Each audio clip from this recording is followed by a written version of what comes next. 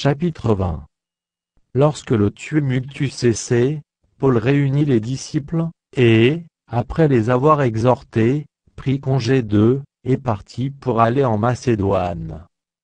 Il parcourut cette contrée, en adressant aux disciples de nombreuses exhortations. Puis il se rendit en Grèce, où il séjourna 3 mois. Il était sur le point de s'embarquer pour la Syrie, quand les Juifs lui dressèrent des embûches. Alors il se décida à reprendre la route de la Macédoine. Il avait pour l'accompagner jusqu'en Asie Sopater de Bérée, fils de Pyrrhus, Aristarque et Seconde de Thessalonique, Gaius de Derbe, Timothée, ainsi que Tychique et Trophime, originaires d'Asie. Ceux-ci prirent les devants, et nous attendirent à Troas. Pour nous, après les jours des pains sans levain, nous nous embarquâmes à Philippe, et, au bout de 5 jours, nous les rejoignîmes à Troas, où nous passâmes 7 jours. Le premier jour de la semaine, nous étions réunis pour rompre le pain. Paul, qui devait partir le lendemain, s'entretenait avec les disciples, et il prolongea son discours jusqu'à minuit. Il y avait beaucoup de lampes dans la chambre haute où nous étions assemblés.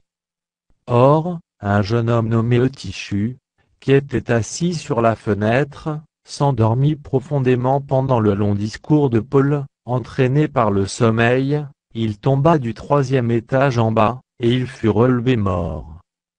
Mais Paul, étant descendu, se pencha sur lui et le prit dans ses bras, en disant « Ne vous troublez pas, car son âme est en lui. » Quand il fut remonté, il rompit le pain et mangea, et il parla longtemps encore jusqu'au jour.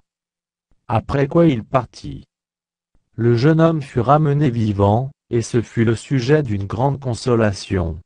Pour nous, nous précédâmes Paul sur le navire, et nous fîmes voile pour Assos, où nous avions convenu de le reprendre, parce qu'il devait faire la route à pied.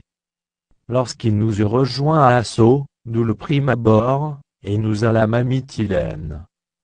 De là, continuant par mer, nous arrivâmes le lendemain vis-à-vis de Chios. Le jour suivant, nous cinglâmes vers Samo, et le jour d'après nous vînmes à Milet. Paul avait résolu de passer devant Éphèse sans s'y arrêter, afin de ne pas perdre de temps en Asie, car il se hâtait pour se trouver, si cela lui était possible, à Jérusalem le jour de la Pentecôte.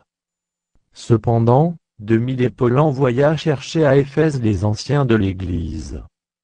Lorsqu'ils furent arrivés vers lui, il leur dit « Vous savez de quelle manière, depuis le premier jour où je suis entré en Asie, je me suis sans cesse conduit avec vous, servant le Seigneur en toute humilité, avec larmes, et au milieu des épreuves que me suscitaient les embûches des Juifs. Vous savez que je n'ai rien caché de ce qui vous était utile, et que je n'ai pas craint de vous prêcher, et de vous enseigner publiquement et dans les maisons, annonçant aux Juifs et aux Grecs, la repentance envers Dieu et la foi en notre Seigneur Jésus-Christ. Et maintenant voici, lié par l'Esprit, je vais à Jérusalem, ne sachant pas ce qui m'y arrivera. Seulement, de ville en ville, l'Esprit Saint m'avertit que des liens, et des tribulations m'attendent. Mais je ne fais pour moi-même aucun cas de ma vie, comme si elle m'était précieuse, pourvu que j'accomplisse ma course avec joie, et le ministère que j'ai reçu du Seigneur Jésus, d'annoncer la bonne nouvelle de la grâce de Dieu.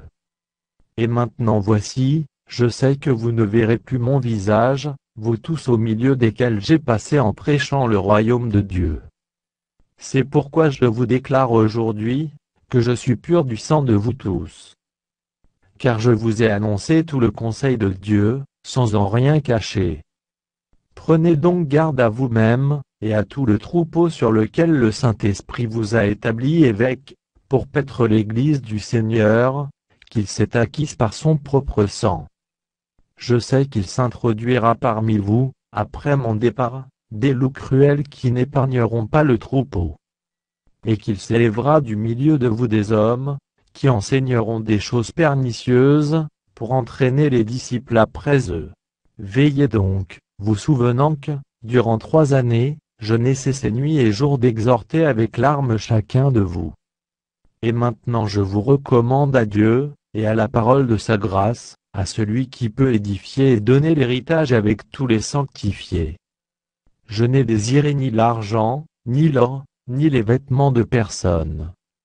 Vous savez vous-même que ces mains ont pourvu à mes besoins et à ceux des personnes qui étaient avec moi.